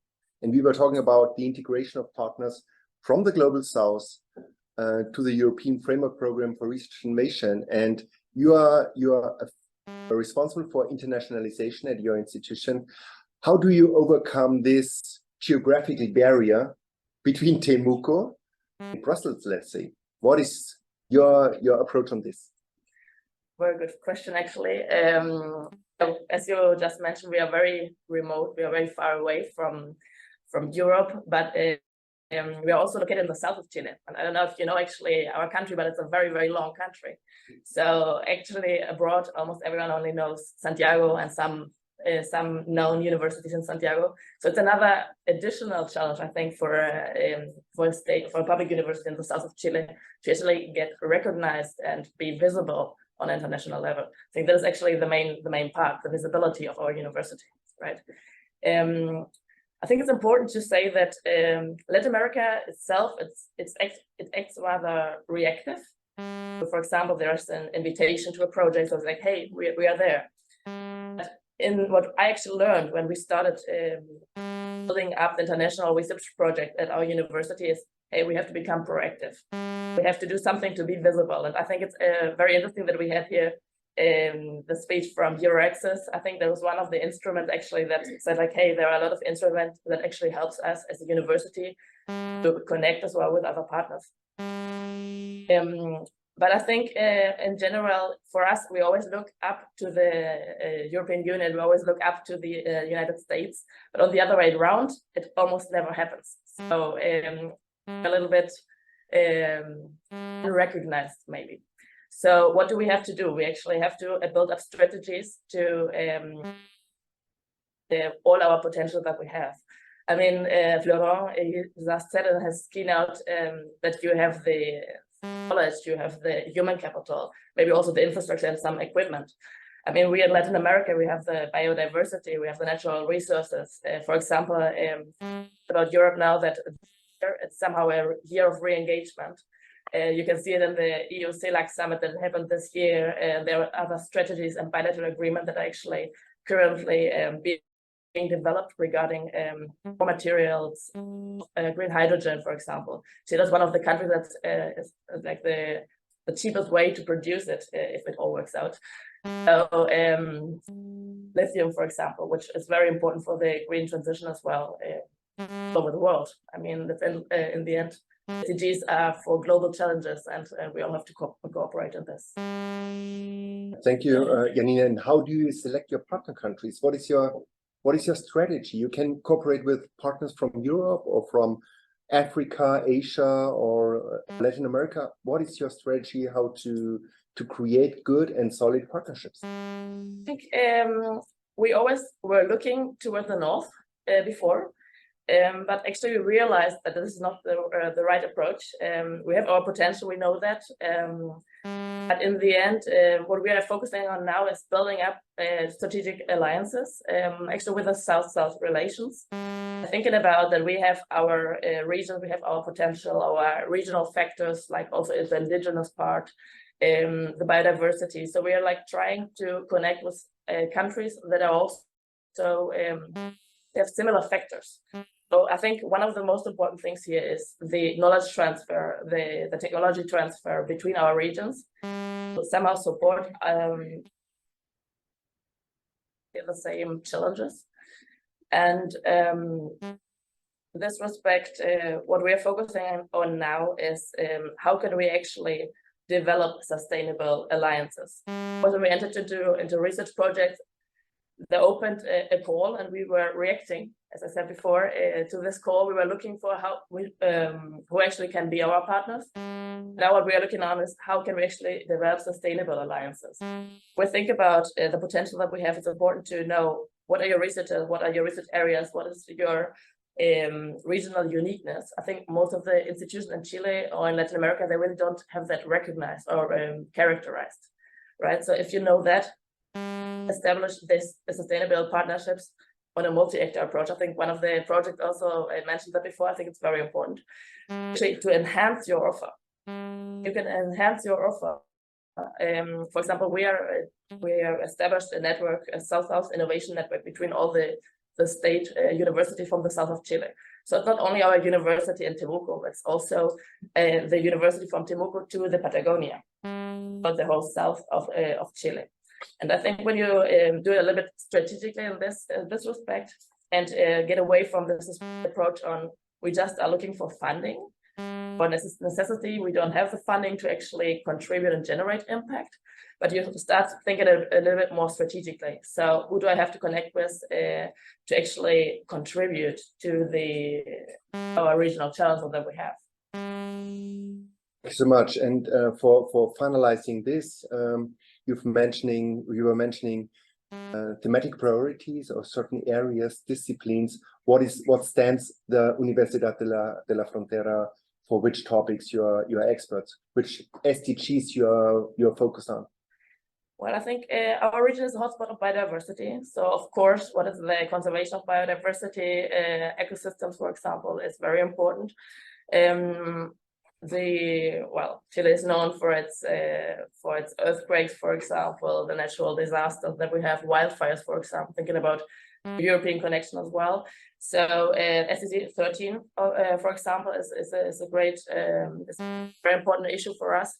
We are not really in European project, but we are on an international level connected with the US and is also with China and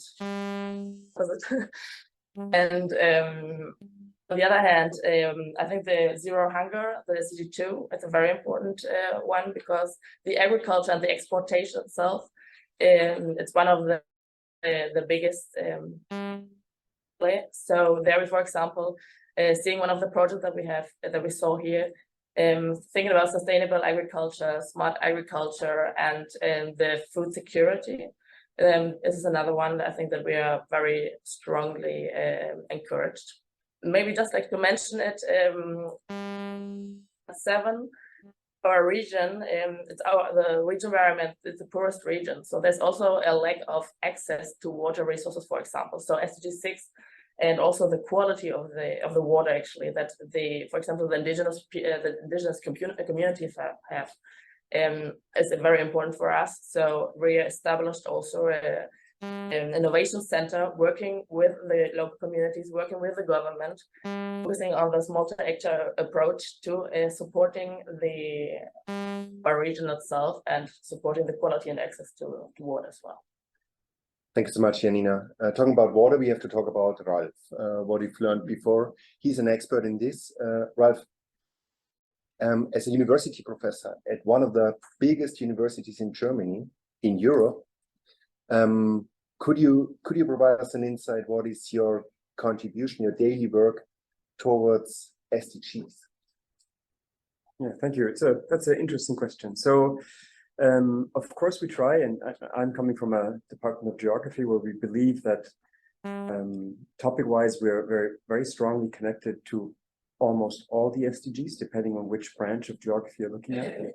We're trying to include this in our course programs, very obviously. So in the curricula of the master's programs, once made a decision that both master's programs that we run are, one is environmental systems and sustainability, and the other is human geography and sustainability.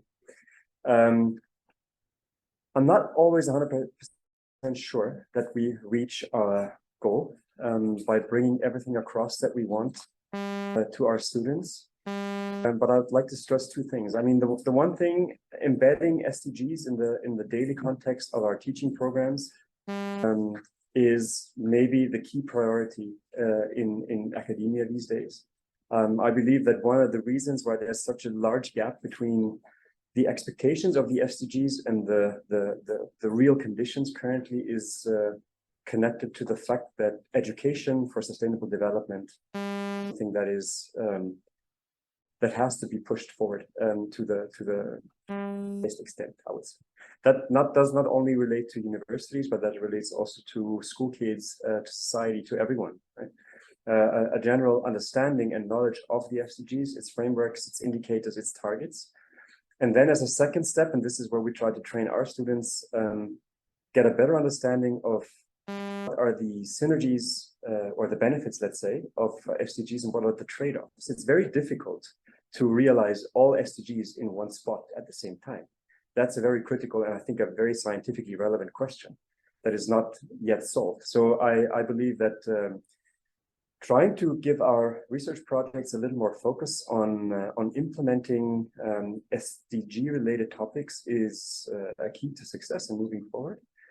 And once we are succeeding in that type of research, we can not only bring this into our academic curricula, but we can also make a huge leap forward to the science policy society interface, which is still struggling. At least that's my observation I'm currently having. Okay, and is it correct that your students are expecting an answer from your side regarding SDGs, or is it in their minds when they are starting a university career? I think it's growing, and it's growing very fast. And in the first years, I think it took a while to everywhere basically, but also at the university level, for SDGs to be recognized as a common framework that can be utilized by many different branches. Now I think we've reached that stage where students have understood that they want to have answers regarding sustainable development, that they have a critical understanding of the gaps that are currently existing. And we try to work along these lines by creating a new course program at our university that is a course program on sustainability. That's a course program that any bachelor student can choose as an additional course program to whatever he studies or she studies at the medical faculty or mathematics or physics or biology or arts, that they have the opportunity as a minor topic to pick sustainability as a new course program for 30 or 60 credit points. And I like that idea very much. We're currently implementing it, or we're starting to implement it now, and we expect that many students at our university will actually choose this topic as a minor. And that could lead to a better understanding of the relevance of sustainable development goals in a general societal context. Wow, interesting. It sounds super interesting, huh? Yes. With regard, Ralph, with regard to this session, when we were talking about the cooperation between the global north and the global south, and the contribution towards the SDGs, what we've learned from the Secretary General this week during the SDG summit, that we are half on track on the way towards the achievement of the SDGs. So far away for achieving the SDGs until 2030. It's a lot of need for taking action, no? And not only from Europe, but also in the cooperation between North and South. Where do you see a possible contribution from your side for making a contribution towards 2030 achievement? Okay. That's an interesting question. Well, first of all, I have to say that I find the of having reached half of the goals quite overly. I think we're not even close to half. But that nonetheless should not discourage us from trying harder. As Laurent was saying at the very beginning, I mean, we need to move much quicker and need to move much faster.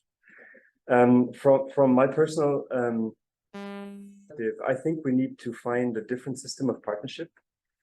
We currently observe in academia, especially in the North American and European universities, that strategic partnerships are typically established between European universities and North American universities and Chinese universities, for instance, but there's very little strategic partnerships being developed with the Global South. And I think we can make a very strong contribution in accelerating accelerating reaching SDG targets and accelerating our progress towards that by having a new understanding of strategic partnerships on the academic level. It would make great sense, I think, for my university and others to, of course, keep the existing ones with partners in Canada, the United States, and elsewhere across Europe and China.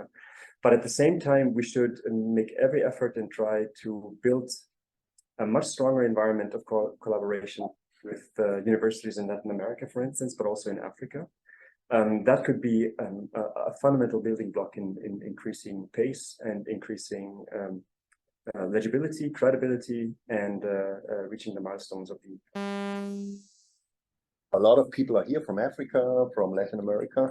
So it's up to you reaching out to Ralph and the colleagues here and not leaving him up to downtown Manhattan or somewhere else. Just takes a chance for getting connected with him. Thanks so much, Ralph. And our last but not least speaker and panelist here is Sander Doda. Sander with a long name of his New York City Economic Development Corporation. And when we were running around during the last days here in Manhattan, we were also talking about enormous efforts and challenges this city is facing. On your website, I've learned, or where can I see it? There are a lot of cities, and then there is New York. No? What I've also learned from German television, that the Empire State Building was renovated. The 19 years old Empire State Building was renovated. They changed 6,500 windows. They made it everything new, and they saved around about 56% of emissions. And your institution is not involved in renovating buildings, but it's involved in fostering innovation, a non-for-profit organization. And what I would like to know from you is what makes New York City different to other cities worldwide with regard to innovation?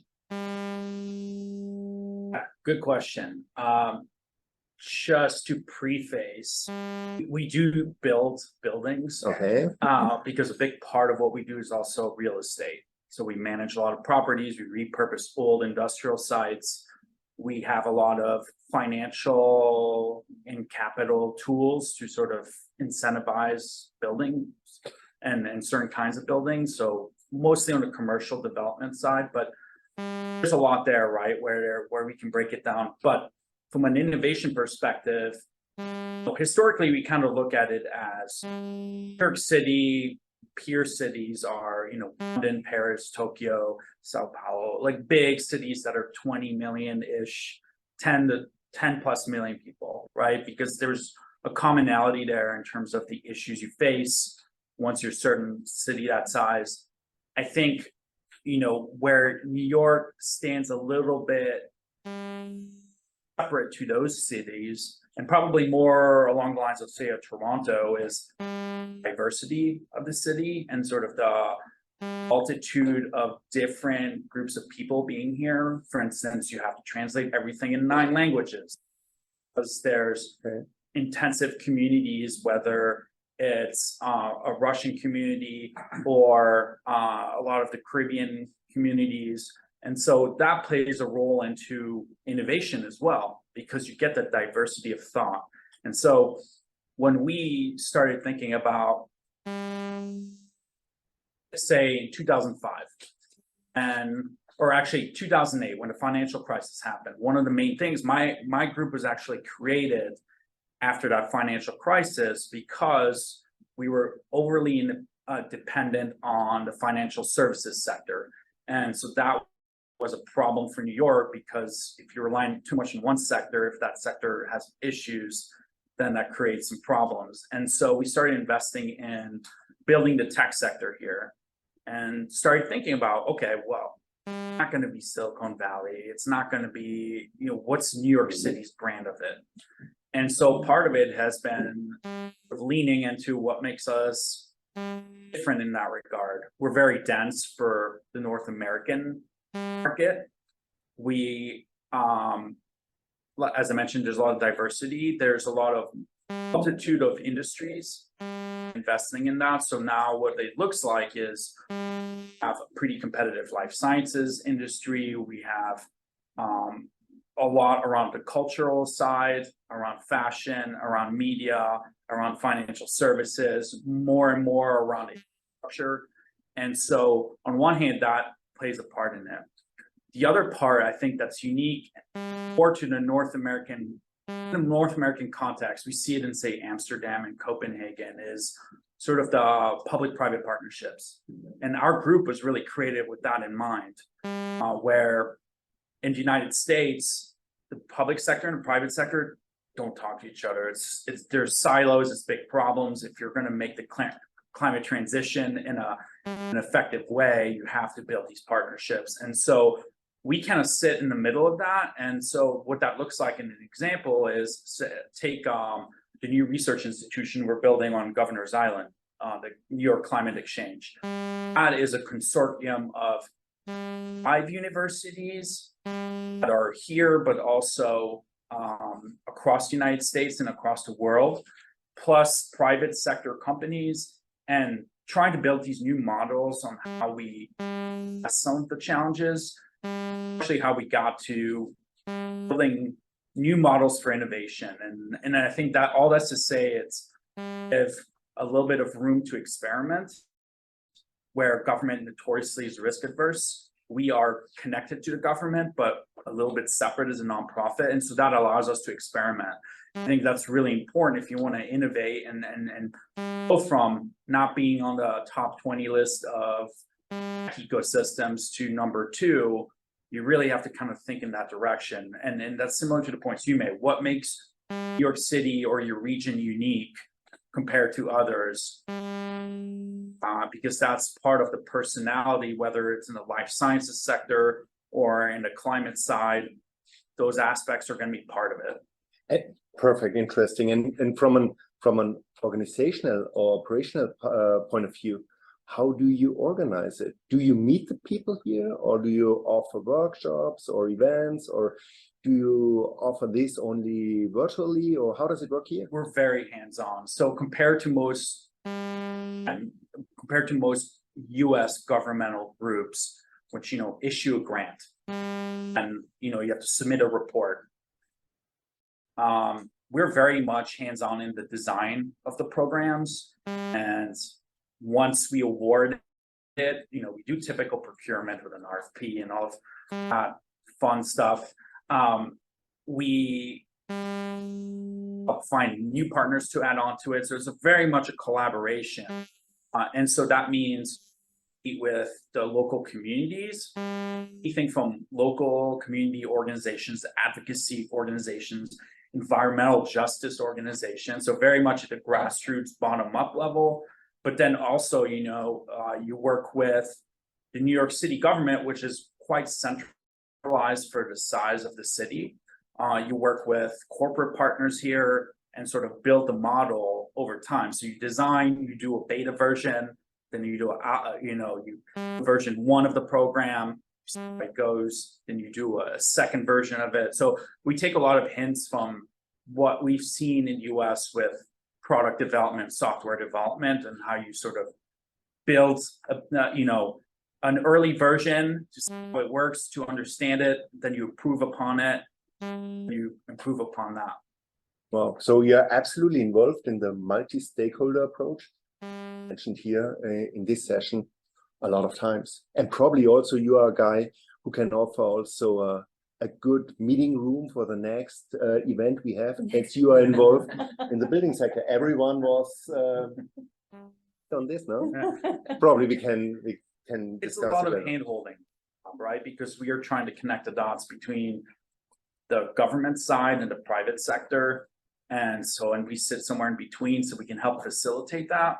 But it also is to sort of, how do we increase the rate of innovation within government? And how do we more proactive of policy making on the city side? So when an Uber comes to town, we don't just sit back and wait till they're too big and we can't control them, that we work with them when they're earlier stage, because then you have more negotiating power, you have more power to sort of design those products or services that are made for, in this case, New York City. Okay, interesting. It's not only free market, it's also a part of doing a kind of control. I don't know if this word is allowed for you, but you are also in the process of driving the things forward in the right way now. Yeah, I mean, the way we kind of, and you're absolutely right. I mean, you can take the libertarian side of it in the US where they say, oh, government should be involved with social or environmental goals, right? That should be for private sector to play a role. But what we see is, if we're going to give a low interest loan, or if we're going to give money out that's not taxpayer money, you can say, like, you're going to get a low interest loan, but there's a catch. And the catch is you need to think about social and inclusivity goals. You need to think about environmental goals. Jan, what should we do now? Time is over and discussion is so interesting. We, at least here in New York City, we have the chance for talking to those people also afterwards. I would like to ask you for finding the right concluding remarks Or is it too hard to interrupt it now? No, I think we need to conclude because a lot of people see places Yeah. to go and visit. I know there's a lot going on in this city, even still today. So I want to thank everybody for joining us in the audience and all of our speakers around the world and our panelists. Very, very interesting. And you know, the SDGs were designed for to address global challenges, and I think this is a perfect platform to do that and to bring together people and offer a platform for people to develop new partnership, new ways of partnership. Like you said, you know, form not just partnerships with you know, Germany and the US, but also reach into other countries that aren't as accessible maybe. I want to also just thank Thomas for being a great partner and for spearheading everything here, was the brain behind everything. So, and also my colleague Jonas, why don't you get into the camera here? He's the one that's come here. you know, taking the stress off of Thomas by his managing all the behind the scenes technical stuff. So, this is Jonas, a great guy. Applause.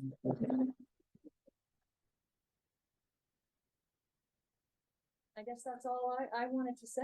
Just one more aspect. This meeting was recorded, as you know, as you remember, and we have also to deliver proceedings of this session and outcomes of this session directly, which will be directed to the UN.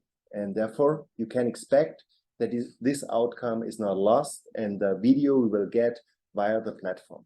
All the presentation you will also get via the SCAT platform. You can get in and you can download this. Just give us a few days over the weekend and we will do it afterwards. Thank you so much for attending. I have a last comment. Well, one last comment. So you notice that Thomas and I are both representing Bavarian organizations. We would love to hear from you if you have any interest in these type of grant programs. Also, Jackson has offered his assistance. Everyone here has offered Florent. So reach out to us, and if you want to hear more about how to get involved in these programs, please let us know. Any of us, we can direct you to the right people. And if you're considering expanding to Europe with a business location, we'd be very, very happy to welcome you to Bavaria and help you get there. Thank you very much, everybody.